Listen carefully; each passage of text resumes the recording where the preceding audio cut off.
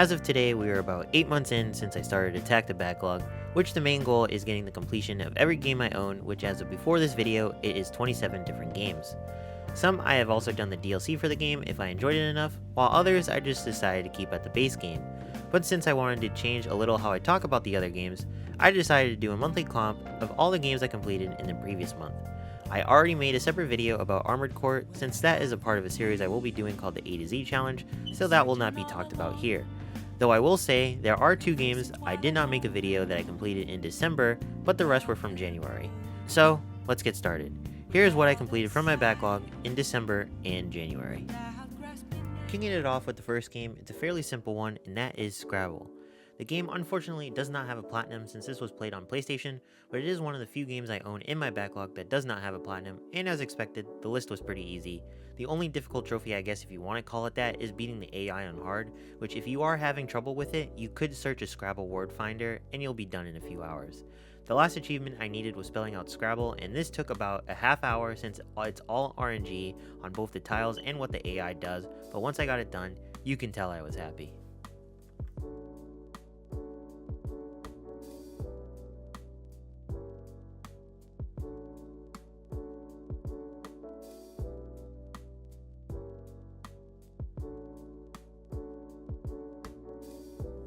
The other game I completed in December was a game that I had on my list that is going to be shutting down soon, and that is Divine Knockout. I played this on the first day of its release and stopped playing it until I just randomly decided to pick it back up in December. This list is fairly easy since you could just do custom games against the AI to get all the trophies in the game, so it was fairly easy to get double and triple kill constantly. So after about 6 hours of extra playtime on top of what I did before, the platinum was achieved and I was able to finally complete a multiplayer game before it gets shut down for the first time in quite some time.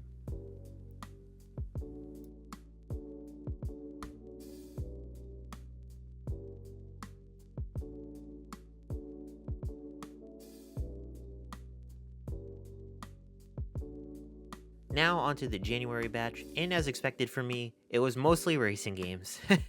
First one up was Team Sonic Racing, as the only really annoying achievement I needed to get in this game was getting all the paint colors, which the way you get them was completing every race and story on Expert and getting at least 1 star in them. I will say though, I did not realize that I just needed to get 1 star since I was trying for at least the first few chapters winning every single race, which led to some rage moments here and there, but then once I finally figured that out, it turned out to be a cakewalk. Even if my teammates wanted to screw me over at times. I noticed him on the map, but no, we're good. I don't think there's a shortcut. Yeah, no, there isn't. Alright, cool. 1 more turn. And we're done. And I think the moment once we get out of here... No, it pops. Speed Painter! 0.21%. Unlock all the vehicle paint kits. That is another Xbox game completed. And if you don't believe me, 51 out of 51, 1000 out of 1000 gamer score. Next was NASCAR Heat 5, and honestly, I hated that I had this on my list, but since one of my goals for Xbox is to reach number 1 in gamer score for racing games alone in my state, I'm playing racing games I usually wouldn't play, this being one of them. This is one of the better NASCAR games out there, and the list for the most part was pretty standard. The last achievement I needed was just winning 200 races, so I just loaded up a dirt track race with the minimal amount of laps and started grinding wins, and after about a few hours, I got my last achievement.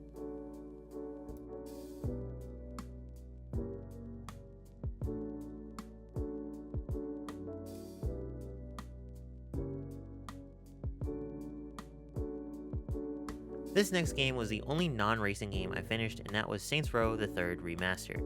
I love this one specifically since this is the one I put the most time in on both Xbox 360 and PS3, so when the remastered came out I knew I had to try and complete it.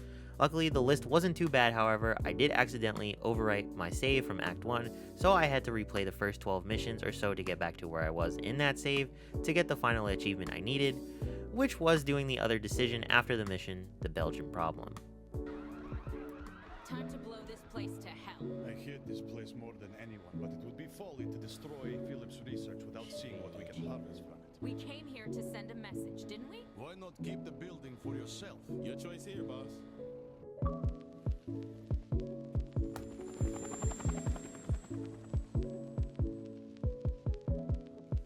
Back to the racing games, and this was the only one I did not record footage for, and that was for Need for Speed Hot Pursuit Remastered. After quite some time, I finally managed to complete a Game Pass game since the last one I did was Neon White. All that was remaining in this one was just doing the multiplayer and getting to max rank on the cop side, and I was finished with the game. So pretty much all I did was set up a boosting session with someone, work on all the multiplayer achievements at the same time I managed to get to rank 20 as a cop, and after about a few hours later, the game was completed. Out of all the Need for Speed games I have completed, this is definitely one that I did not have as much fun with, though I can see why some people enjoy it. Need for Speed Heat is still my favorite one by a long shot, despite the crap ton of collectibles. Then finally, the last game I completed in January was another racing game called Overpass. Now, out of all the racing games I've done, this one for the longest time I could not figure out. Every time I tried to play it, I would get a few races done just by brute forcing it, then get mad once I reached a difficult part and rage quit every time. But then I suddenly had the realization that for this game, since it's focused on driving on different terrain and going uphill, I just had to go slowly, and what do you know, the game turned out to be pretty easy. I don't know why it took me so long to finally figure that out, but hey, we got there and I was able to get this done. Last achievement I needed to get was just owning everything in the shop, so once I was done with that, that is another game completed.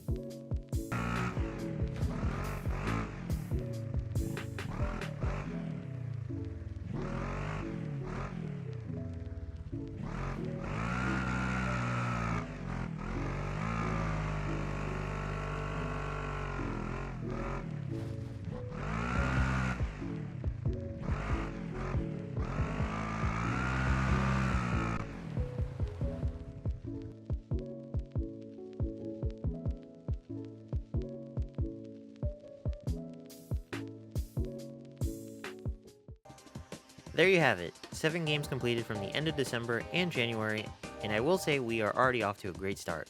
Last year I was able to complete quite a bit of games from my backlog, so I'm hoping I can do the same this year, if not double the amount of games I complete.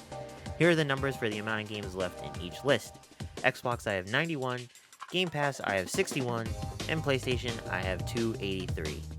If you enjoyed the video, be sure to give it a like and subscribe to the channel if you want to see more achievement trophy hunting videos from me in the future.